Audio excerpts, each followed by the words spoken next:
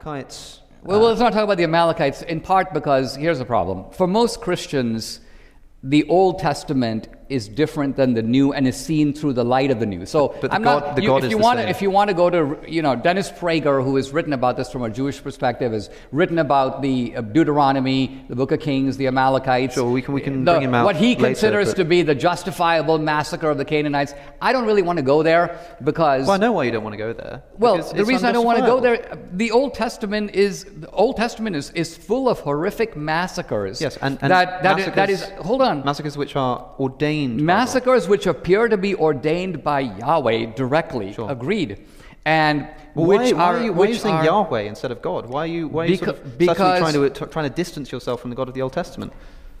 Well, I'm not trying to distance myself. I'm simply trying to say that any reader... So why is that the first time you've used the word Yahweh in this conversation? I'll tell you why. Because there is a movement within the Bible itself that you are completely missing. What you're listening to is a debate between Alex O'Connor and Dinesh D'Souza. Alex is a YouTuber, podcaster, and one of the internet's brightest young skeptics. He's become famous for his conversations with figures like Richard Dawkins, Jordan Peterson, and William Lane Craig. Dinesh is a right-wing political commentator, conspiracy theorist, author, filmmaker, and also a convicted felon who received a presidential pardon by Donald Trump for his crimes. And in case you think I'm biased against Dinesh, I'm not. That's just what his Wikipedia says. Clearly, whoever wrote that portion of his Wikipedia article doesn't like him all that much.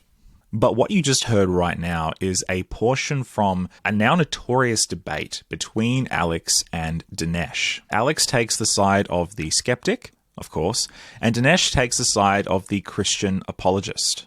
I say notorious because in the section we're about to listen to, Dinesh tries to defend the trajectory of the Bible in a way that is not satisfying to Alex. And in fact, many have commented online about how Dinesh fails to adequately defend the points that he's trying to raise.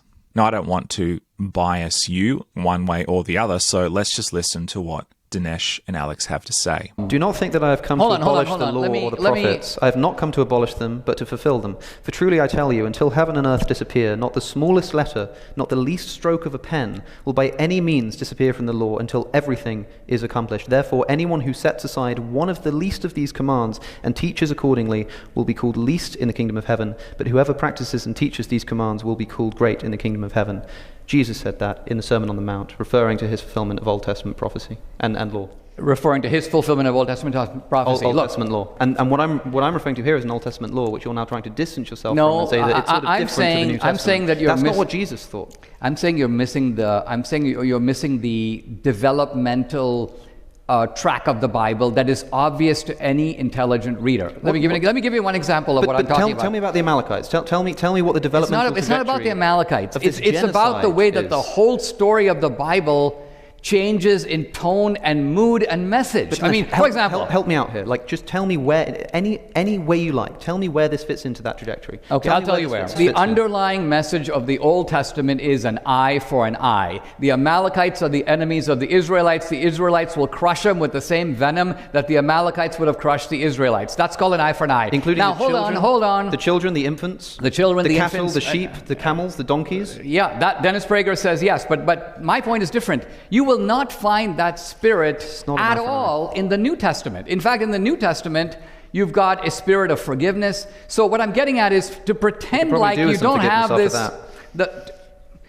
Christianity is named after Christ. It's based on Christ as a fulfillment of the Old Testament. But what does fulfillment mean? It actually means transcendence. In Abraham's time, blood sacrifices are normal. Right? When Christ comes as a sacrifice, Christ is the Lamb. The point is, those blood sacrifices aren't necessary anymore. Listen, that's the Christian reading. And you keep filibustering me because you know that the Bible is showing a movement in a direction, and to miss the movement is to miss the Bible. Let's look at God in the Bible. Hold on. Let me make one quick point about God in the Bible. There's nothing quick about what you're doing, Dinesh. There's nothing quick about what you're doing. I need to be allowed to respond to what you're saying. I am getting sick whenever I have these conversations. You're cross-examining me on the justice of smiting the Amalekites. Honestly, I don't see any justice in it, but I do agree that was the eye for an eye ethic of the Old Testament that is repudiated and transformed and transfigured in the New. I've had this conversation so many times, most recently with William Lane Craig. At least he had the gall to just tell me that yes, that was a moral thing for God to do. I get sick to death of people hand-waving away this genocide by some vague reference to the fact that Jesus came along to do something which somehow kind of undoes the immorality of it. Like, this is not an eye for an eye. This is a genocide of combatant men, innocent women, and children, and animals. Saul is punished by God for not killing all of the animals. Like that is actually a ludicrous misreading of what's happening. Let me just make a quick point. Let me just make a quick point. I have to make this point. Okay. I've got to read the text from Joshua as well. I think it's important. Like, read these texts for yourself. There is no way that I'm misreading this text. We know that this is what's happening in the slaughter of Ai. That's a type of Canaanite. In Joshua, we're told that when Israel had finished killing all of the men in Ai, in the fields and in the wilderness, where they had chased them, and when every one of them had been put to the sword, the Israelites returned to Ai and killed those who were in it. That is to say, that we're told that this is just because the promised land was inhabited, and God's God, he's allowed to do this. So because the Israelites want that land, they have to go and chase out the Ai. So they chase them into the wilderness. They chase after them. They slaughter them in the wilderness. They then turn around, come back into the city, and kill who's left. Who's left if the combatants have run away? The women and the children. This is intolerable, and I cannot have it simply waved away. All right, hang on. Jesus. Let me just for a second. It can't happen. It can't keep happening. You're completely blind to the irony of what you're saying. Dinesh, can we pause for just a second? Yeah. Now, if you've just listened to that as a Christian, then that's got to be a pretty bitter pill to swallow. In fact, if you've listened to the entire debate, and I'll leave a link to that in the show notes, it's hard to see how Dinesh gets any wins, and by extension, the Bible. Alex is a formidable debater. I'm not sharing this portion of the debate to bias you against the Bible. I'm a Bible-believing pastor. In fact, my entire career working with Signs of the Times magazine is focused on helping skeptics to not only understand the Bible, but to see how it could fit into their everyday life. And ultimately, to see how the Bible is moving people toward faith, hope, and love in the person of Jesus. But Dinesh fails to do what so many of us fail to do, and that's to understand and communicate the complexity of the Bible, especially the parts of it that are not palatable to our 21st century sensibilities. In this episode, we're talking to Daniel Christie. Daniel didn't have a church background. He grew up in rural Australia in an environment where the Bible was the last thing anybody ever thought of. And yet his entire life he has been a skeptic. But interestingly, Daniel's skepticism didn't lead him away from the Bible. It actually led him to it. As a result, Daniel became a Christian and then decided to dedicate his life to helping people understand the Bible better and live in Christian community. Daniel is a kindred spirit of mine because, like me, he hasn't got a doctorate. He's more of an armchair scholar. That doesn't mean he doesn't know his stuff, though. Part of me wonders what would have happened if Daniel debated Alex O'Connor instead of Dinesh. But that's purely the realm of speculation. So let's go now to our interview with Daniel Christie. This is Science Radio, episode 210. The Bible is for Skeptics Too.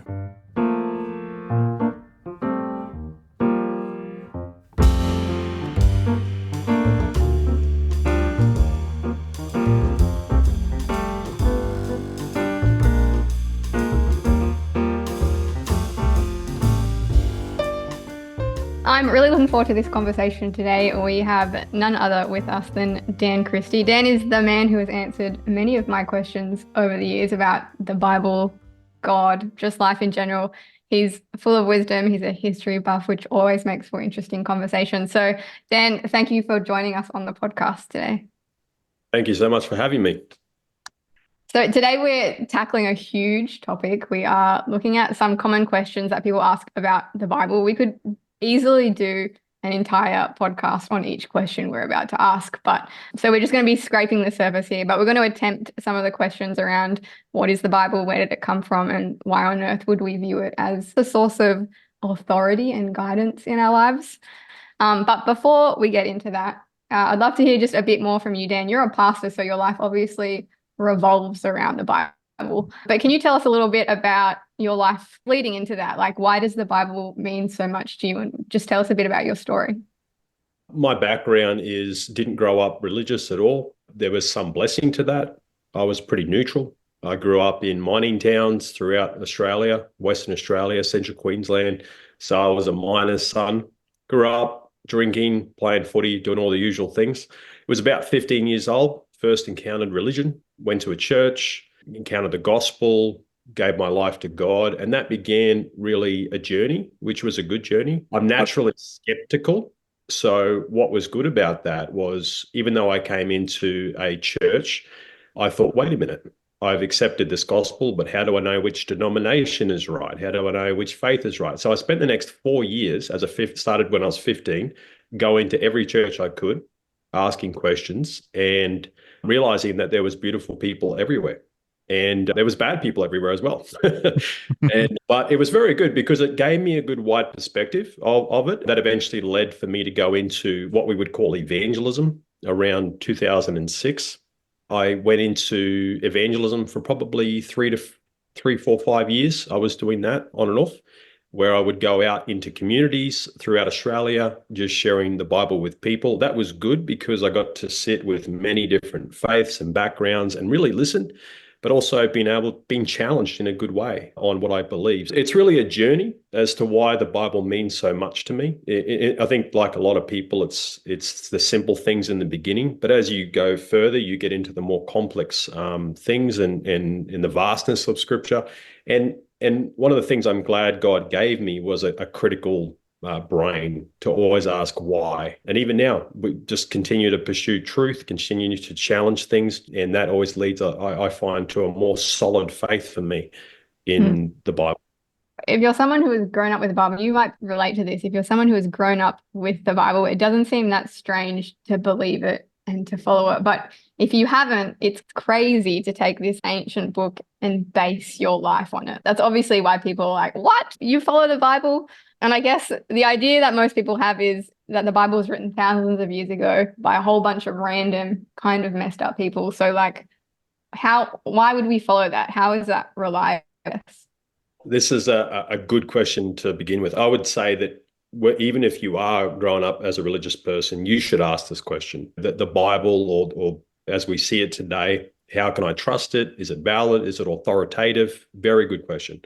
Yeah, we'll break it down. We'll look into that in different sections. Probably when you look at this, probably to start with, is a lot of people would say to me, it certainly has some good moral teachings in it, 10 Commandments and these sorts of things, but I'm not so sure if I really claim it as a divine book or claim it as a religious source, that this is God's word speaking to me. It's got some nice stories in it. Surely we should follow those. There's no raising of the dead and this sort of thing. So people often like to split that. The problem with that premise is you are claiming the Bible to be something that it never claimed to be. To give you a couple of examples, if I came to you and I told you that I was the greatest golfer in the world, that's a big claim. You're going to want to see some evidence, right? You're going to take me on the golf course and say, let's see what you got, right? The Bible itself claims to be inspired. There are multiple verses, 2 Timothy 3:15 and 16, 2 Peter 1:21.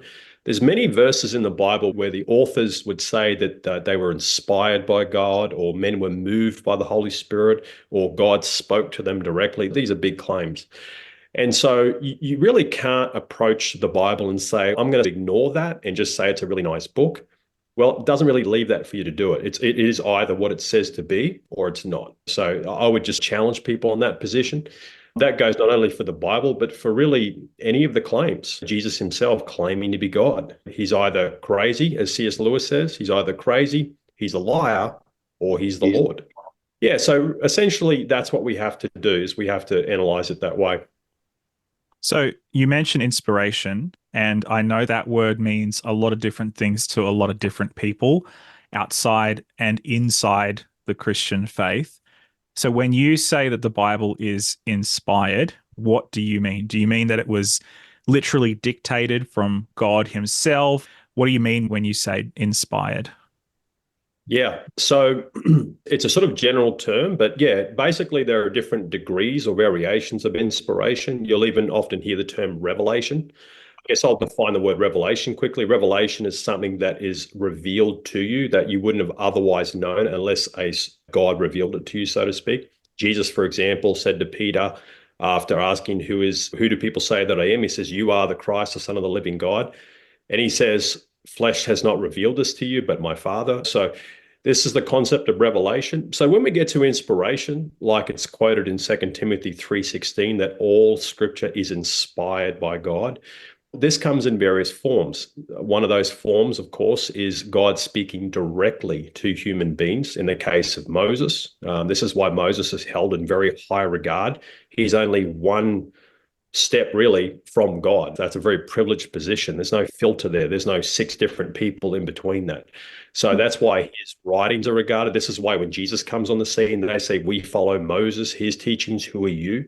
So you've got cases where you've got Moses who speaks directly to God. And then probably the next step would be people who have an angel. So God sends an angel to then speak to them. So now you've got the angel between God and the man. This is often the case with prophets. They will receive, like the prophet Daniel 9. I was actually doing a study last night on Daniel 8 and 9, where Daniel receives direct revelation or inspiration from Gabriel. And then you've got the case where the Holy Spirit is moving the authors. 2 Peter 1:21 claims this, that holy men were moved by the Spirit. And in that case, what really is happening here is that the Spirit is bringing to light knowledge and clarity for people as they pen the books of the Bible. But this is not in a supernatural way where they zone off and then their hands are just writing like you see in sort of supernatural circles. They're inspired, but who they are as a person still comes through in the literature. And you can see this especially when you study the Greek and the Hebrew. The way that John wrote was very different to the way that Paul wrote. John, like probably how I would write. I'm not a scholar. He wrote street slang, street language. The Apostle Paul was a scholar. He wrote in a more different use of words. King David wrote differently to someone who was not a king. So you can still see the humanity coming through. And this is why even with the Bible writers, when they see something of spiritual nature, especially a vision, they're putting it in their words for their time. And this is where you see the human ability. And I think God orchestrated that, because if God spoke to us from heavenly language, we wouldn't understand it. But he uses the people of his time to speak to the people of that time. God is incredibly relatable. And so, yeah, that's a very general, basic outline of inspiration in the Bible. I guess a lot of people on that note of a certain period of people wrote this at a certain time. And we see in a lot of the Bibles that things like the parables are written in a certain context, and we've got to look at the context of that to understand it. And so a lot of people have this argument of, yeah, I'm happy to follow like the commandments, and there's a lot of cool stories like you were saying, but it was written for a certain culture and a certain period. It doesn't have anything to do with us. Should we really be believing what it has to say about marriage and sexuality and slavery? Haven't we progressed past those things? Yeah, I don't know. What would you have to say to that? Yeah, so this is, again, good question. It's really a question of relevancy. The issue with that statement is there are several assumptions that can be wrong. So people would look at, say, the Old Testament's writings on, let's take sexuality. That's a big topic, right? Sexuality. We have the LGBT movement and all of these sorts of things.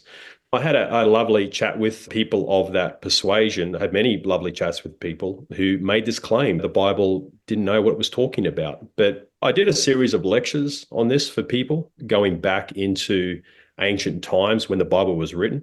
These were topics that were just as contextual, just as relevant back then as they are today. You had all these sorts of things in that society.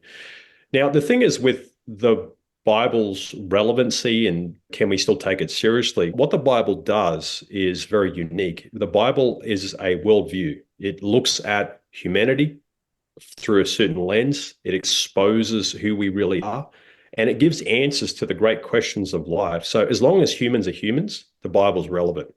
Purpose, meaning, why are we here? Where did we come from? Are we good? or are we evil? These are all the big questions. And I would say that even when you look today at what's happening in society, we're in a very contentious society today. A lot of the topics that are really up for debate really come back to religious questions. As we've advanced scientifically, people really believe that we could do away with religion, but this has been proven to not be the case, that we still need religion. We still need these deeper questions of the soul, because no matter how many iPhones you have and technology, we actually are seeing a huge rise in depression. We're seeing a huge rise in mental illness. Why? Because you can't fill that void with things. Those are still questions that need answering. And so the Bible, in my case, is certainly the one that steps into those spiritual conversations, those deep and meaningful conversations.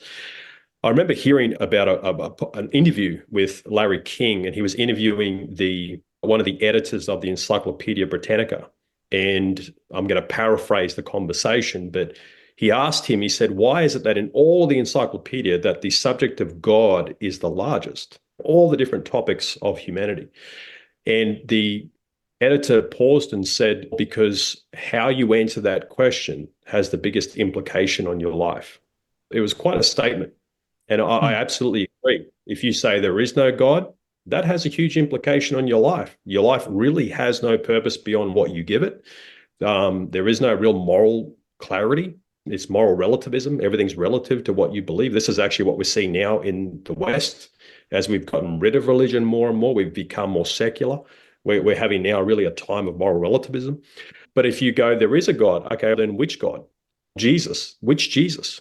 As we answer that question, huge implications. And the more I've studied this, I believe that is probably one of the central questions of humanity. Is there a God? The Bible is relevant for everything, tells us about who God is, tells us about who we are, and that is very important. One of the other things that is often brought up in discussions around the Bible, Dan, is the reliability question. We have ancient accounts from all sorts of different writers, from your ancient Greek and Roman historians to Caesar himself writing about his conquests and things like that. And often the Bible's thrown into this sort of category of ancient literature, and we treat it with a certain level of skepticism. I know it's difficult to kind of, talk about them all without talking about some of them individually, depend on where you want to go with this. But How should we think about the reliability of the Bible as a piece of literature? So when we look at the Bible, we have to break it down into different sections. First and foremost, it is a historical manuscript. So putting aside all the spiritual stuff, it is an ancient document. And that ancient document is a series of 66 books by 40 authors written over the span of around 1,500 years. So rather than one book, it's many books. And out of those books, the question is, there's some pretty big claims and big stories. There's a lot of narrative, big, powerful figures in there like King David and all of these sort of figures that a lot of people who are quite agnostic or atheist would say these are sort of legends like King Arthur, as you mentioned. Surely these are hyperboles that built over time. Can we test this? Or do we just take it by faith? The answer is, of course, we can, and we should. If this is a book about events that were real, then surely there must be evidence in history of this, whether it's manuscript, whether it's archaeological. And I'm happy to share a few things on that. Obviously, big topic. At the end, I'm happy to sort of reference a few things and places for people to go to study more. But I'll give you a little preview on probably just 3 points. There are many, but I'll give 3 arguments on the credibility of the manuscript itself and on the Bible as it claims to be. So let's look at archaeology. Archaeology surely is the study of going back and unearthing sites and to see if we have validation of people and places and events, right? So in archaeology, what we actually have found is that there has been no archaeological evidence to say that the Bible was wrong. In fact, the opposite has been true. And I've got a couple of quotes here by some well-known archaeologists. This is actually from Dr. Nelson Glueck. He says, "It may be stated categorically that no archaeological discovery has ever controverted a biblical reference. Scores of archaeological findings have been made which confirm in clear outline or exact detail historical statements in the Bible. And by the same token, proper evaluation of biblical description has often led to amazing discoveries." There's many quotes like this. I'll give you one more. This is from a Dr. Clifford Wilson, former director of the Australian Institute of Archaeology. He says this: "I know of no finding in archaeology that's properly confirmed which is in opposition to the scriptures. The Bible is the most accurate history textbook the world has ever seen." There are countless quotes from archaeologists. Now, you're going to have archaeologists, of course, that will refute or will try to debate this, but there's certainly they would be doing well to try and say that archaeology has disproved the Bible. Now, I'll mention a few things here that what you do actually see through history, however, if you go back, especially as we see the turn of the 1900s, we see Enlightenment come in, humanism. We see them trying to really push off religion because of evolution from the mid-1800s and really gaining. So what you tend to see is around that time, a lot of people having a very strong skepticism on the Bible. And so a lot of archaeologists were really out to disprove it. And I'll give you a couple of examples of biblical findings that really refuted this. So there were people, for example, that said that King David was not real. We haven't found anything archaeological. King David is just a mythical figure. Therefore, the Bible should not be taken with any credibility. And this was the case for many years. In fact, there were probably people who walked away from their faith because they went, well, we can't find anything of King David. This was made up. And if that's made up, then the rest of the Bibles can't be taken seriously. That happened until about 1993 when archaeologists discovered what's known as the Tel Dan inscription. You can look this up, Tel as in T-E-L-D-A-N inscription. And on that actually has reference to the House of David or King David. And this has been really verified by archaeologists to be an inscription referring to the house or the kingship of King David. So this is an example of evidence to support King David as a king that lived in Israel. We have many of these situations. Another one would be... Just a little editor's note here on the importance of the Tel Dan inscription. It was, as Daniel mentioned, discovered in 1993. To give you some context, I was born in 1992. I'm going to be 32 this year, so we've only had the Tel Dan inscription for a little more than 30 years. I hope that comparison doesn't get me into trouble. Editor Jared doesn't like it when I mention my age. He says it makes him feel old. The inscription itself was found on a stele. Steles were ancient standing stones upon which were written important religious and political messages. The particular stele in question was written at the direction of an Aramean king, that is, a king from Aram, who boasts about victory over two of his southern neighbors, the king of Israel and the king of the house of David. Now, you might be a little bit confused about that. Shouldn't those two things be the same? While we don't have time to go into the specifics, there is a robust academic discussion about the two kingdoms of Judah and Israel, whether they were ever truly united and what that looked like in the ancient world. We don't know that much about the stele, but what we do know is that in all likelihood, it was written by one Hazael of Damascus after defeating Jehoram of Israel and Ahaziah of Judah. I'll leave a link to the Biblical Archaeology Society where they go into much more detail. Another one would be, for example, in the book of Daniel 5, you have the reference to Belteshazzar. It's hard saying those names. Now, many people would look at this and say, wait a minute, we have no evidence within Babylonian records of Belteshazzar being a king or any of these sorts of things, and so the Bible is to be thrown out. It was a copy or something like this, right? So they're always going to assume the worst. It's funny how they won't apply this to other archaeological finds or other historical documents, but the Bible is always wrong, right, if there's any issues. But I would just say this, that the lack of evidence is not an evidence of absence. One thing I've found, having done Bible land tours through the Middle East and going to many sites, is there's still many sites that are yet to be excavated. So I think that probably the best approach is, if there is no evidence for a thing, you certainly can be skeptical, but to say that, that's just mean that there's absolutely disproven would be a sort of an immature response, I would say. And I think that goes for any historical thing. So what they found with Belteshazzar, of course, after saying that he didn't exist, is they found the Nabonidus cylinder, and on that we actually have writings from the Babylonian king. It's actually a quote. I'll read it to you. This is from the King Nabonidus, recorded the history of the ziggurat and made a request to his god. So he's writing to his god on behalf of his son Belteshazzar. So here we have actual historical, archaeological evidence for Belteshazzar. So it says, as for Belteshazzar, the eldest son, the offspring of my heart, the fear of thy great divinity, cause thou to exist in his heart. So here, just one line I take from it. You can look up the whole cylinder online. But here you have another example of people discrediting the Bible, and then we have an archaeological find to verify this person did exist. He was who Daniel claimed him to be. Another quick example of this was the Hittite Empire. Hey, me again. Very quick editor's note here. Everything that Dan is saying here is correct, except for the fact that he called Belteshazzar. To be clear, Nabonidus' son's name was Belshazzar, whereas Daniel's Babylonian name was Belteshazzar. Very similar names, and honestly, I blame the Babylonians. Get better names. All right, back to Dan. Another quick example of this was the Hittite Empire in the Old Testament. Many references to this group of people called the Hittites. And what was really bold about it was they were like a rival to Egypt, who was a superpower of that time. And people just scoffed at this and said, there is no evidence of such an empire.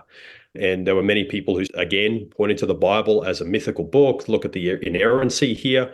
But of course, what happened is they ended up finding in 1906 up in Turkey, which in the ancient times is Anatolia, they found the capital of the Hittite Empire, which was Hattusha.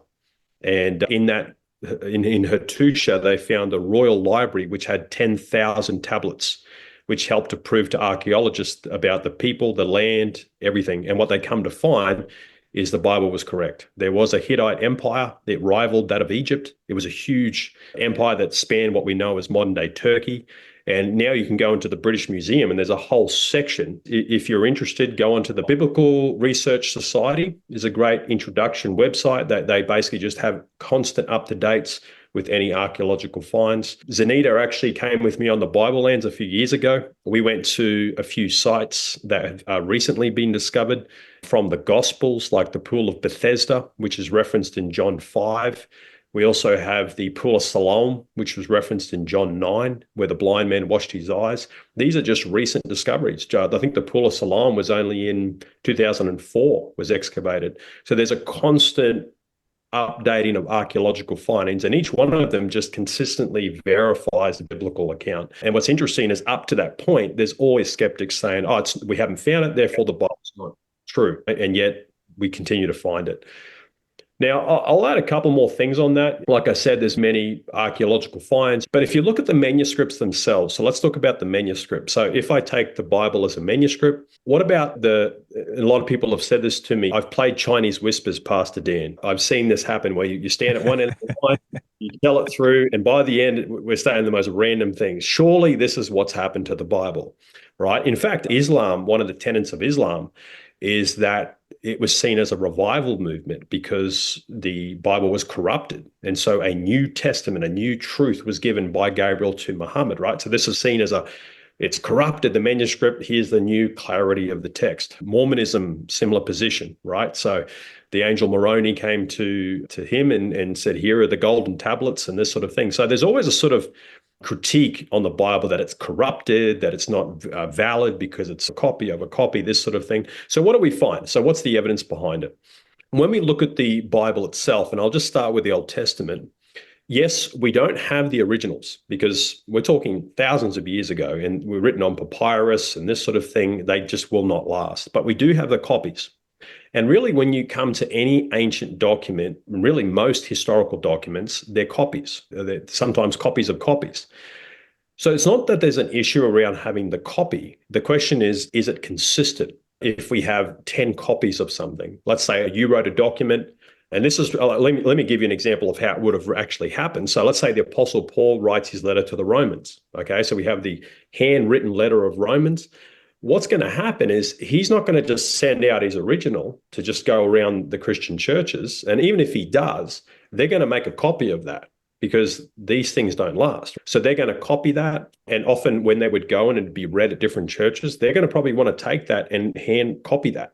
So that's how you get the copies. Now, the question is, are they just willy-nilly copying it in their own language and not worrying about the validation of it? No, absolutely not. Because what we find in ancient cultures, especially oral traditional cultures, which is what the Bible was written in, there was incredible community accountability when it came to the stories and the manuscripts being passed down. So even before the Bible was written into record, like starting with Moses and onwards, orally, the accuracy was incredible. And there's actually been research to support this, that oral traditions still retain incredible accuracy passed on orally, because let's say I'm sitting there in my tribe and I'm telling the story of our ancestors. Well, the entire tribe holds me accountable to the accuracy of those stories. That's how important they are. Like if I just start adding details, I'm going to be held to account. But when we get to manuscripts, what we've actually found is and I'll give you an example of this. We have copies of the Bible extremely early. Now, if I was to compare this with, say, other ancient documentation, for example, if you take a very famous Roman historian named Tacitus. Tacitus was a senator and a historian in Rome. And he writes in the Annals of Rome from the time of Caesar Tiberius to that of Nero, so AD 14 to 68. He records, and it's seen by many Roman historians as a great, valid document. How many copies do we have of Tacitus's Annals of Rome? We have one copy. Okay, so one copy. Now, out of that one copy we have, the earliest copy we have to when Tacitus wrote his original is 900 years. Okay, so the copy is 900 years after the original. Now, the issue with that is we have to take that and still take that with a grain of salt and look to that and try and verify archaeology and all other sources, as good historians will do. But that is a struggle. It would have been better if we had, say, 10 copies, because then we could really compare out of all those copies, are they accurate? Are they consistent? That means it's probably true, right? But when you've only got one copy, it's hard to really validate. Did that copy get corrupted by the people who copied it, right? So the more copies you have actually allow you to look and see, was there any scribal errors? Was there any changes as the copies happen through history? So you want more copies, essentially. So you mentioned there's accountability, but I'm not sure if you know about this, but wasn't there also like quite big consequences if you copied something incorrectly?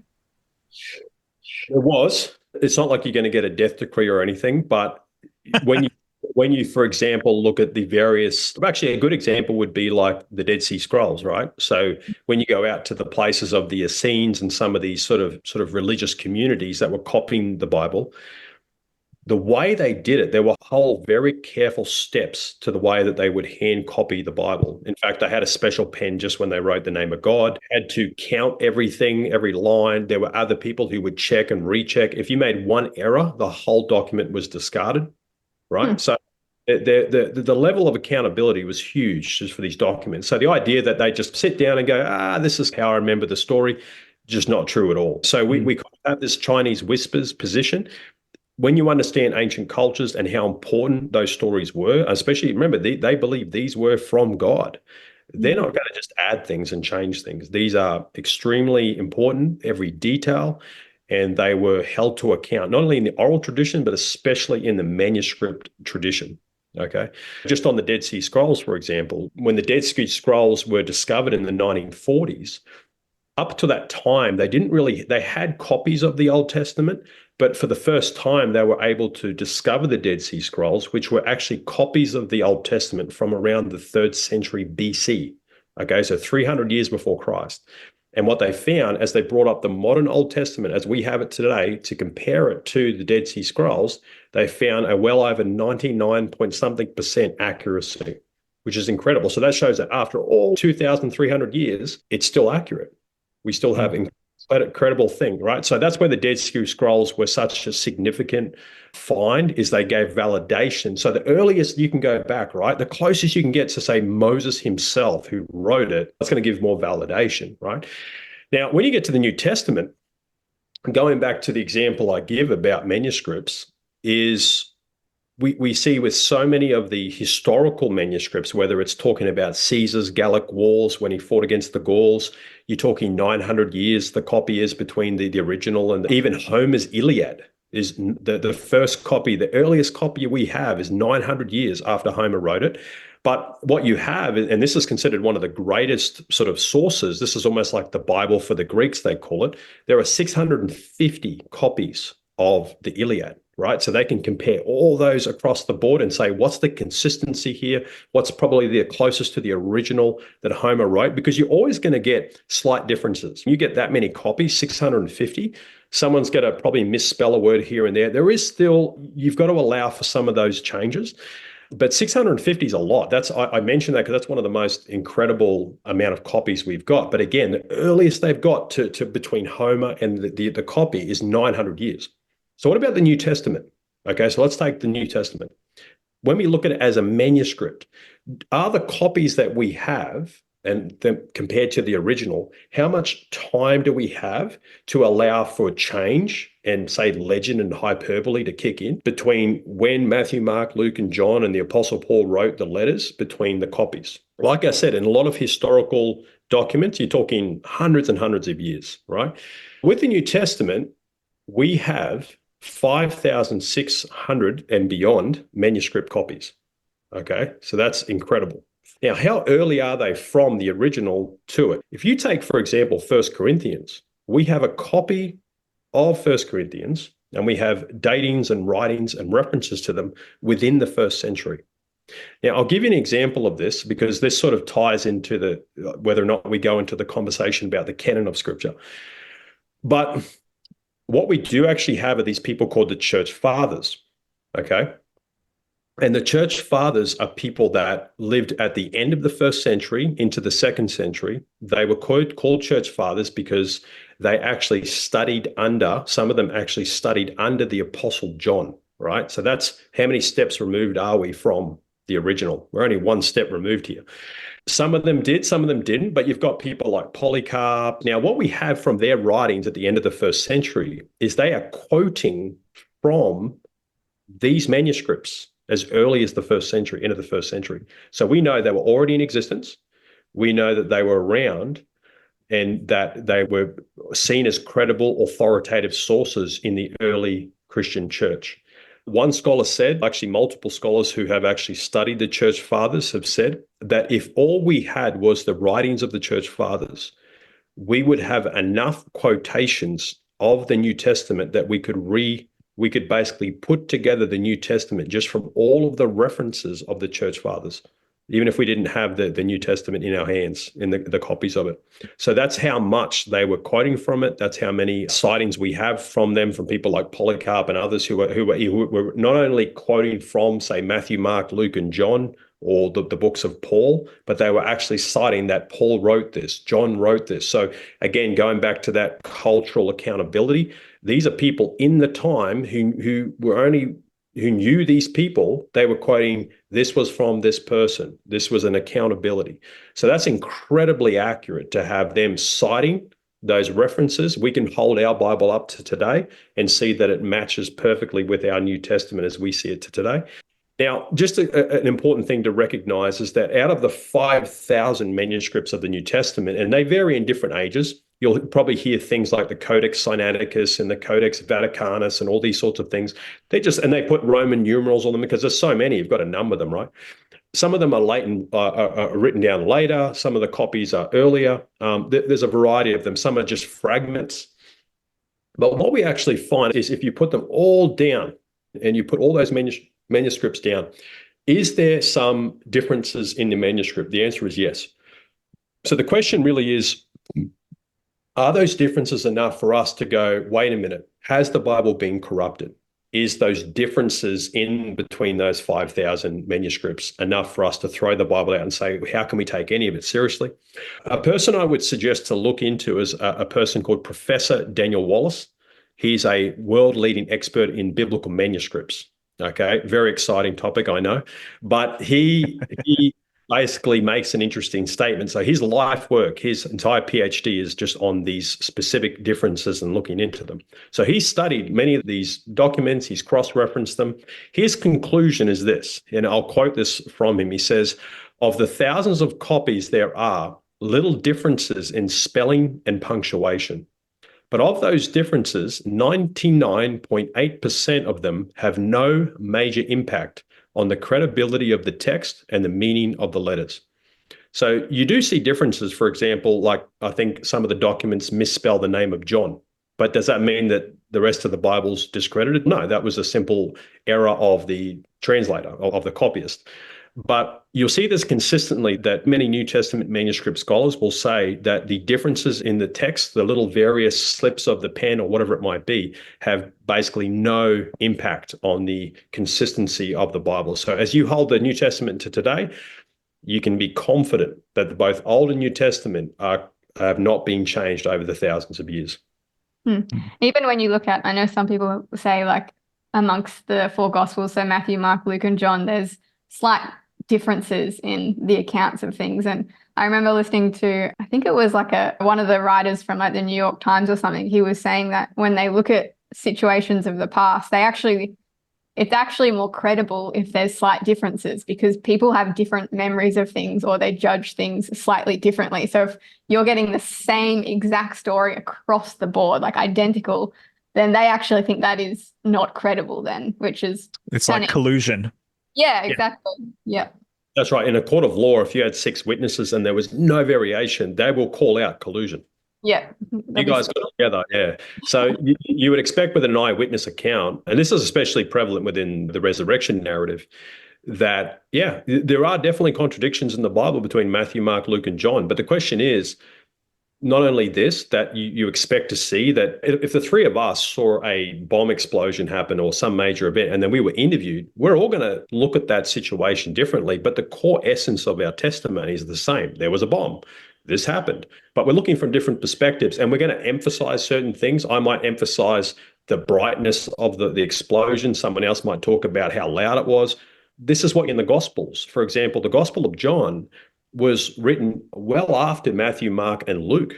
It was written at the end of the 1st century. Now, the time that John wrote his gospel, he even tells us why he wrote it in John 20, but he was writing very much in response, and scholars are in agreement with this, to combat rising heresies and issues that were rising within the Christian church, like Gnosticism.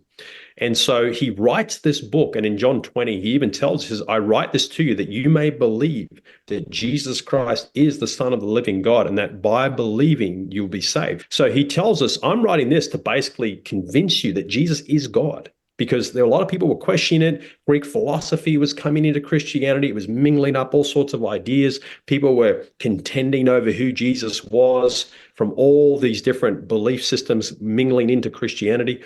And John was very much laying down a defense. Here's my position on this. So the Gospel of John, when you read it from that angle, he's not needing to really go back and cover what Matthew, Mark, and Luke have written. In fact, many believe Mark was the first gospel. Those are covered. So he's coming at it from his own angle. Now, does that mean just because he doesn't include something or he looks at the same story, is it one angel at the tomb or 2 angels at the tomb? They're emphasizing certain things. And this is just how it was in ancient times.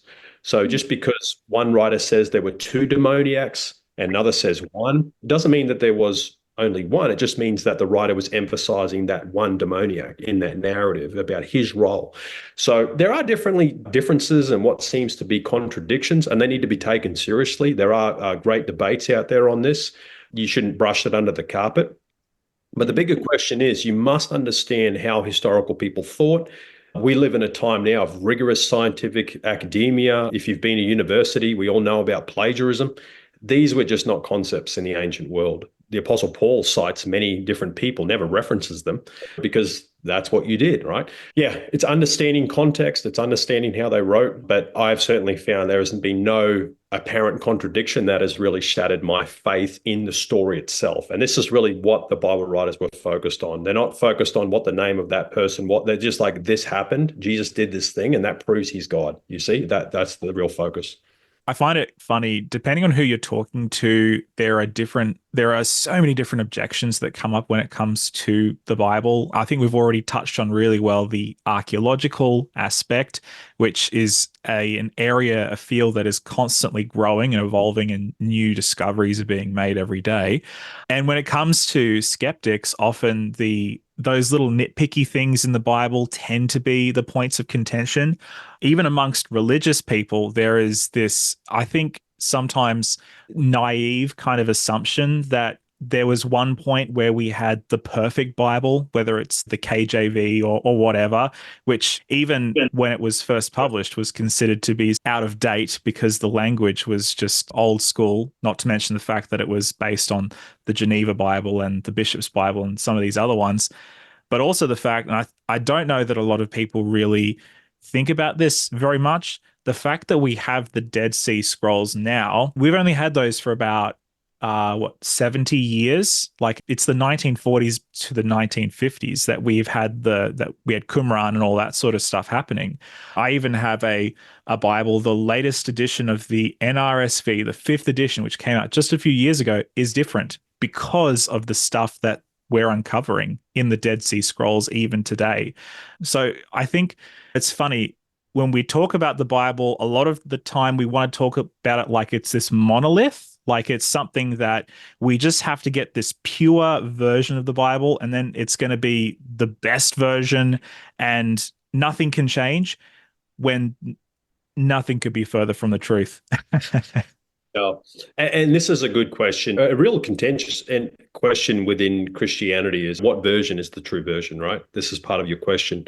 The King James is often cited. And look, I love the King James. My first Bible was a King James. And if you're a Protestant, it has a special place in your heart. It was right in the heart of the Protestant Reformation. It was a big stance against the Catholic Church of Europe. But really, to understand this and to make sense of it is to realize that no translation is perfect, because the only true Bible is the Greek and the Hebrew. Is because when you look at the Greek, those who've studied Greek realize that it's very difficult to take really the essence of what the Greek is saying and put it perfectly into English, right? Or whether you're from the Philippines or from Africa, whatever your language is. So Bible scholarship, especially manuscript scholarship, is constantly evolving as we learn. These men, I take my hat off. It looks really boring what they do, but they will take a word, they'll go back to that time, they'll study everything written, how that particular word is used, so then how would that be translated at that time? It makes sense because we have a certain vernacular today. We're in 2024, Australia. We speak English. It's usually bad English in Australia, right? We shorten everything. If 2,000 years from now, people took our conversation, they would have to, English is going to change. It's going to change a lot in 2,000 years. They would have to come back and study everything, how people spoke in Australia, the slang, the use of the word, and then listen to this conversation and make sense of the context and the use of words that we have. So it's a big discipline to have. So when you go back to the development of the early Bibles, for example, someone like Erasmus, who was a Dutch theologian, he was a big influence in translating it into the modern language. These guys were rushing to get it to the printing press, trying to beat the printing press sometimes. There were a lot of errors made. So they even themselves would bring out new Bibles, new manuscripts as they evolved in their understanding of the Greek. And one of the big changes that happened was a lot of the early translations were coming from the Latin. But when they got their hands on the Greek, it opened up their world. This was a huge revelation that really was important in the Protestant Reformation. Luther and others would start to go back to the Greek. And so Greek scholarship it really kicks off in the 1500s as far as translation. But even now, a lot of the modern Bibles coming out just updates, and you'll even see little references and footnotes, which is a great thing that scholars do. Will say this word can mean this or this, because again, they're working off 5,000 copies. They've got to try and look at, some of them use this word, some of them have used this word. We're going to put them all in there for you to make your mind up on what it means. But yeah, it's the only true Bible is the Greek and the Hebrew. And even then, it takes years of discipline to learn how to even translate that. Those of us who've studied theology, our professors made us do this. It was painful. It was painful. I can definitely affirm that. Thankfully, Jesus and the people who were writing the scriptures didn't use sarcasm as much like our modern day Australians. Otherwise, we would be very confused, I imagine. I feel sorry for anyone trying to translate Australian later on. Dan, you mentioned you want to just cover the topic of prophecy. Did you want to go into that? Yeah, sure. I think it needs to be mentioned as an evidence. It is an evidence. For example, I had a lovely Muslim friend I used to visit in Sydney, and we would talk about religion, and I really enjoyed learning of his faith, and he would ask me questions. And I remember him asking me about prophecy because I'm from what I understand, I forgot the name of their Bible.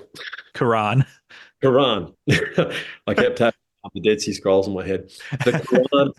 The Quran, from what I understand, doesn't have prophecy in it. They would look to its literary style and its beautiful literature to say that itself is a verification of its divine authorship, etc. But the Bible, from what I've heard, is about 1/3 prophecy. There's a lot of prophecy in the Bible. And some of those are minor prophets and major prophets and all sorts of things. And that itself is a big truth claim, right? The Bible even says that God claims to know the end from the beginning. So he even says, come and see, I am the Lord. I know the end from the beginning, right? So there are many references. Jesus himself would talk about future things, and he would predict things, right? So predictions are certainly in the Bible. Now, what do we do with that? When you look at these claims of being able to predict the future, it is a huge claim. If any of us could do it, I would be wondering what you're in tune with, right? How could you do that? If we were to take just a basic prophecy, let's say Daniel chapter 2, a very sort of famous prophecy, we have a vision that is given to King Nebuchadnezzar of a statue, and it outlines world history. You just take one of these prophecies, Daniel 2, there are 7 predictions in Daniel 2, and you have essentially a sort of chronology of kingdoms. Now, Daniel is claiming to write this in the time of the Babylonian Empire, which is around the 6th century BC. And he's looking into the future, right? Or God has given this divine dream. So again, it's claiming that the divine is connecting to the human and giving this divine revelation of world events. And in the story of Daniel 2, Daniel interprets the dream. God gives him essentially the ability to interpret the dream. And what he lays out is these kingdoms from Babylon. Babylon will fall. The Persian Empire will take over. After the Persians will come the Greeks. Now, he doesn't name these kingdoms. We know now because we can look back. But what's interesting when you look at it is it's incredibly detailed. So you have a Babylonian kingdom, it falls, you have a Persian kingdom, then you have a Greek kingdom, then you have the Romans. But then it says after this kingdom, it's not taken over, but rather it disintegrates. Part of it remains, but part of it fragments, which is an interesting thing. Now, if you look at history, this is exactly what happens. You have the Babylonians, the Persians, the Greeks, and then the Romans. And the Romans are never overthrown by another nation. They essentially internally disintegrate. You have the barbarian hordes coming down from the north when the Vandals are coming across the west in 400. So it's around 457 or mid-400s that we see Western Rome disintegrate into the tribes of the various tribes from the north that come down. So it's not conquered. Eastern Rome remains, but Western Rome carves into what we know today as modern Europe. And so biblically, this is exactly what the Bible claimed to have predicted 600 years before Christ. That's incredible. Not only that, but it says within the prophecy that they will try and mingle and try to reunite this sort of European nation. They will mingle with the seeds of men, which means they'll intermarry. Well, what do we find in European history? We find all the different monarchs trying to marry and intermingle to try and bring unity. It never works. We see Kaiser Wilhelm, we see Napoleon, we see all the people try and fail to unite Western Europe. Justinian tries, all these different people. So here we have, out of the 6 of the 7 predictions, incredibly accurate. And this is a basic prophecy. And so the question then comes up with the skeptic. There's no way that Daniel could have known this. So therefore, Book of Daniel must have been written in the time of the Roman Empire, right? People have added to this. Well, and many people did dispute this for many years. They said there's just no way that Daniel knew this, and therefore it was added later or something, until we found, of course, the Dead Sea Scrolls, which again is the copies of the Bible. And in there we find the Book of Daniel. Again, these are copies from the 3rd century BC. Now, again, the 3rd century is the time of the Greeks, right? So here we have copies of Daniel from as way back as the 3rd century, which assumes that if it's in the 3rd century, then it's well established and circulated before that. which puts us pretty close to the time of Daniel. Over and over, we see these situations where the Bible claims these prophecies. They're incredibly accurate. You can even get to the time of the Messiah and all sorts of things. Incredibly accurate times and dates proven over and over. And yet we have validation within the Bible. So prophecy itself is a source of authority. It is an evidence in itself. You did mention and we don't have to go into great detail about that, but you did mention the canon not long ago. And I guess this is something that I've heard a lot of people. I remember I was working a job a few years ago and people found out that I went to church and read the Bible, and they were like, don't you know, people just decided what went in there and just left stuff out that they didn't want us to know. Like the classic one that is brought up is like the Book of Thomas. And people think that there's like an agenda, and so they've left stuff out of that. Yeah, well, this was really popularized with the Da Vinci Code, if you remember, a few years back. I never watched it, but I certainly heard all the arguments coming out. And it's a very entertaining story. The church has covered up that there was an affair with Mary. And they actually Dan Brown takes some of this from some of what we call the Gnostic Gospels. He's also obviously added a lot of things in there. And in his claims, when he talks about the development of the Bible, or what's called the canon, is that there was a lot of differentiation with the scholars. They didn't agree, and so they left certain things out because it mentions these secret things. Is there truth to that, right? So the answer is no, there's not at all to this claim. And to give you a little bit of history, the Bible as we know it, and let's take, for example, the New Testament and the writings of the Bible. Well, they were well recognized with authority in the 1st and 2nd century. Right, we have church fathers, as Christianity's growing, they're quoting from Matthew, Mark, Luke, John, Peter, this sort of thing. We have Jesus quoting from Daniel. We have Matthew quoting from the whole Old Testament. So they're all quoting each other very early on as sources of authority, right? So that the books as you know it, the books of Paul and the letters of Paul and this sort of thing. So we have very early on accepted authority within tradition of the church very early on. Now, later on, what happens is as Constantine, the emperor, converts to Christianity in the 3rd century, he essentially starts to bring together councils to really answer this question foremost, especially over theological challenges. There was the Council of Nicaea and many other councils where they not only looked at the books of the Bible to put it together, but they also looked at theological questions to sort of go, here is our position as a Christian church. Now, when it comes to the canon, it developed over many years. But what they did when they got together, the sort of scholars who looked at the different books to see what constitutes the New Testament, there were certain steps they had to take, and I'll take you through them very briefly. The first thing they did is they looked at, for example, apostolic authority. So was this book written by an apostle, right? Was this written by Matthew? Or was it written by someone who claims to be Matthew and he lived 100 years later? Because what we do find is there are these what's called Gnostic Gospels or other letters that are written, like the Gospel of Thomas, the Gospel, I think there's of Mary, there's all sorts of different ones, right? The Book of Enoch. Now, when you look at them, number one, we have no one citing them in the early century. Secondarily, these people who wrote them, these sources, did not know the apostles, though they're not one step removed from the apostles. So, for example, Luke was not an apostle. He was actually someone who went to the apostles. He spoke with them. He even mentions it in the first chapters when he talks to Theophilus. I totally missed his word there, but he goes to the sources, the eyewitness sources, and says, I have done this, I have gained an account, and I have written a record of these things. And so he's claiming that he's spoken to these people. Now, it's circulated, it's seen as an authority, it's recognized in the church. That holds a lot of validity. But then you have what's called the synoptic gospels. These are the ones that actually have eyewitness. So John was an eyewitness, Matthew. And so that's the first step. Any of these letters, because what we do know with some of these other gospels, they're written like 100 years after Jesus, some of them even further. And so you go, that's pretty close, but it's not as close as Paul or Peter or these sorts of people. So it doesn't have apostolic authority, and it certainly is not mentioned in the early sources. So that's a cross if it misses that. Secondarily, antiquity. When was it written? As I've mentioned, was it written close to the events? Because even if you're not an apostle, if you were around to see the witnesses, that should be pretty credible, right? So even if there's a gospel of Sally, right, and she's writing about Jesus, but she actually saw stuff, that is interesting. We need to take that credible. The problem is with a lot of these gospels that didn't make it into the Bible, they're written, like I said, way after the events by people who didn't know any of the apostles, didn't even know people who knew the apostles.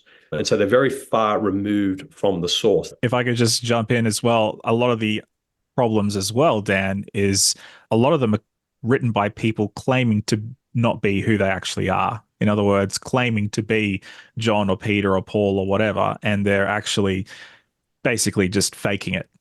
Yeah. And that's actually one of the evidences, because originally the Gospels, I'll take the Gospels, for example, we read it, it says, this is the Gospel of Matthew. That was originally not in there because Matthew didn't cite himself as author. It was just known that was from Matthew. It was very well evidenced in that time.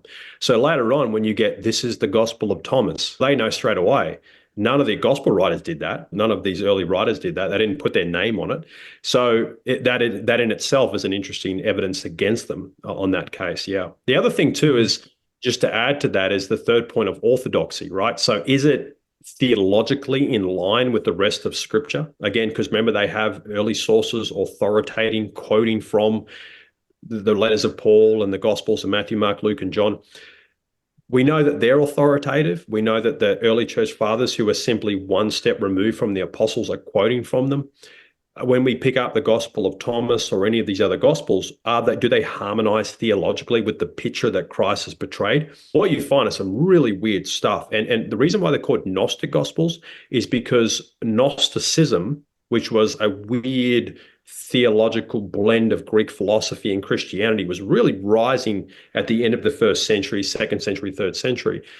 And its theology couldn't be more further from biblical truth, right? And so they're called Gnostic Gospels because Gnosticism is based on the idea that you grow through this sacred knowledge, right? But the beliefs of God and the beliefs of Jesus and all these sorts of things are just so in contradictory to the consistency of Scripture. So that it's very easy to point that out and to see that these don't match up. The language, the use of the words, the way they describe it's clearly Gnostic in its influence, right? The other reason you might ask is, why are people even doing these manuscripts? Well, there's money to be gained in manuscripts. You can gain authority. There's all sorts of reasons that people have to forge a manuscript. Enoch certainly didn't write the Book of Enoch. Enoch lived a pretty long time ago. But there are people who will go, look, I discovered this. And that gives them wealth or whatever it might be. So this is a pretty common thing in the Middle Ages, especially. A lot of people are claiming to find the nail that crucified Jesus, or a papyrus or something, and a lot of forgeries. So biblical scholars have to really weave through this. They're still good to read. It gives you a sense of the times that people were living and the beliefs. But are they inerrant, inspired word of God? According to the people who put the canon together, it didn't make the mark. So, yeah. Really helpful point. So makes it, I guess, a lot more believable that it's not just a bunch of people deciding, this sounds a bit fishy, this out. Let's add this in instead. But Dan, I guess just bringing this home, we are out of time, and there's obviously a lot more that we could touch on this. But what does all this mean for the man next door who's a carpenter, or the lady who sells her bread at the market store? What does all this matter for our culture, our time? What does it mean? It means that you can pick up the Bible and have confidence that the claims it makes of itself is very likely true.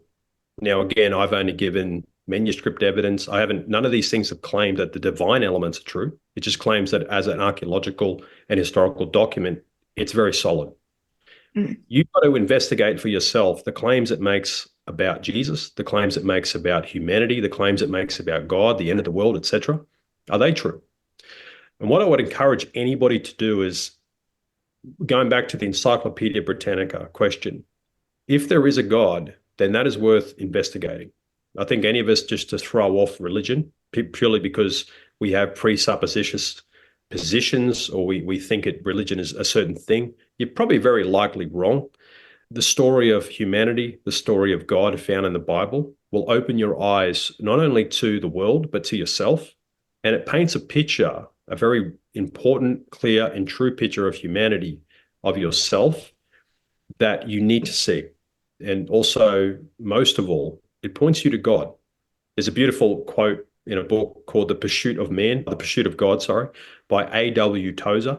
And he says that the Bible is not an end in of itself, but the means to God. Now, what he means by that is, it's one thing to study the Bible and go text to text, but the Bible is just the bridge to take us to a real being called God. And that would be my encouragement, to pray for truth, to seek for truth, and to take seriously the claims of the Bible. And you'll find that is certainly worth investigating. Awesome. Jesse, did you have any other questions that you wanted to ask? One question. Obviously, want to encourage people to open up the Bible and read it for themselves. But if somebody did want to open up the Bible but had no idea where to start, number one, where would you recommend they start? And number two, if they're reading through it and they're just going, what in the world does any of this mean? Are there any helpful resources that you found useful to help you interpret the Bible, to dig into it a little bit better from a layman's perspective?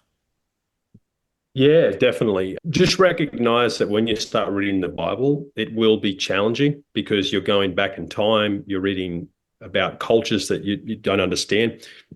Stick with it. I would encourage, if you're just beginning, start with a modern translation. The ESV is good, English Standard Version. And if you're finding it hard to read, don't worry. Most of people in human history couldn't read, right? Connected to God through songs and stories. We're actually better off with stories. So when I first came in the church, I would put on old VCR tapes. Some people remember what they are. And I would watch the Gospel of Matthew, right? Or the Book of Acts, because I'm not a reader. I'm just a footy kid from mining town.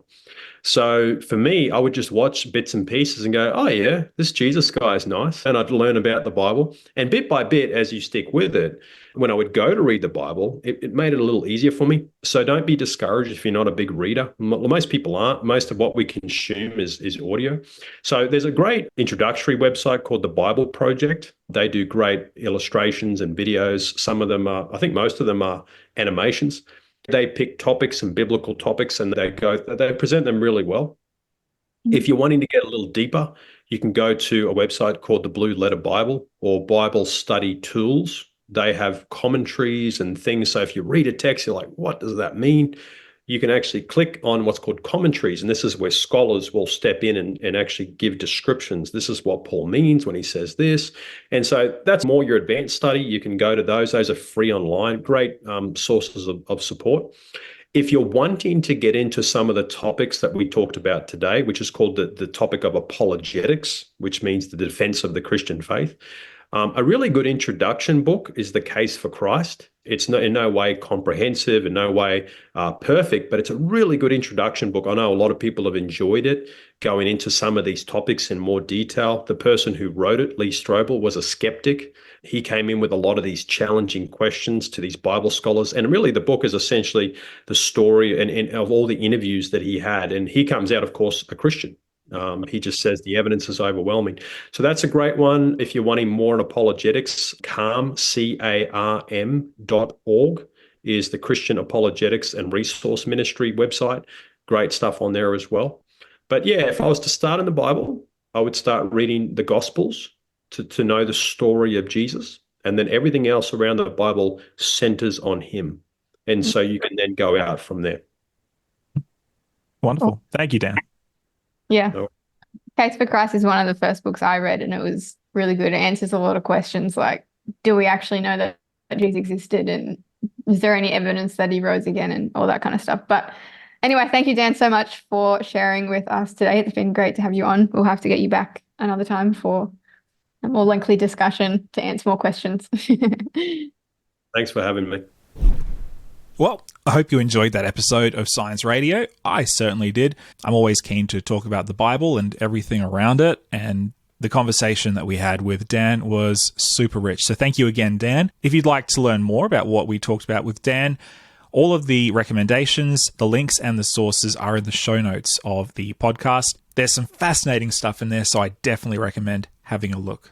Other than that, thank you very much for listening to another episode of Science Radio. If you've been enjoying what you're listening to and you haven't already, please subscribe. That would help us immensely. And if you already are subscribed, we'd really appreciate a rating or a review on the podcasting app of your choice. Finally, if you really want to help us out, we'd appreciate it if you shared this episode with a friend. Remember, everything that we talked about today and more can be found on sciencemag.com.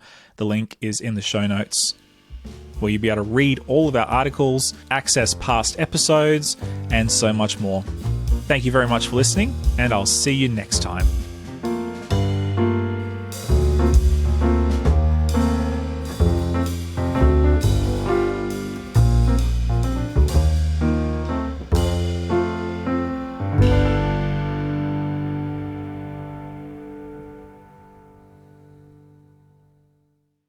This is an Adventist Media podcast.